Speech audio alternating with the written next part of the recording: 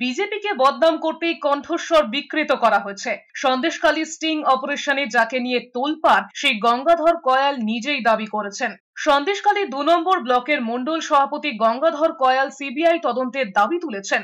গঙ্গাধর কয়ালের অভিযোগ, বিশেষ টেকনোলজির মাধ্যমে তার কণ্ঠস্বর বিকৃত করা হয়েছে।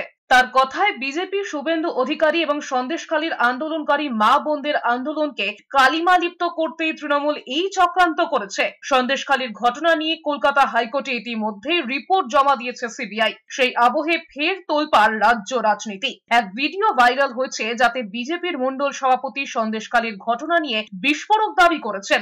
আমার বিরুদ্ধে যে ভিডিওটি ভাইরাল হয়েছে এটা পুরোপুরি চক্রান্ত এবং ষড়যন্ত্র।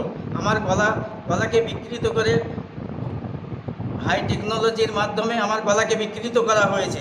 আমাকে এবং আমার দলকে এবং সন্দেশখালী মায়েরা যারা আন্দোলন করেছে তাদেরকে কালিমালিপ্ত করার জন্যে এবং আমার বিরোধী দলনেতা শুভেন্দু অধিকারীকে কালিমালিপ্ত করার জন্যে এটা তাদের চক্রান্ত। তৃণমূল এটা ওনাকে ভয় দেখিয়ে এটা হয়তো বলিয়েছেন আমাদের মনে হয়, কেননা উনি একটা সংগঠনের লোক, কোনোদিন এরকম বলতে পারেন না। ওনার নামে একটা মিথ্যে দোষ চাপানো হচ্ছে।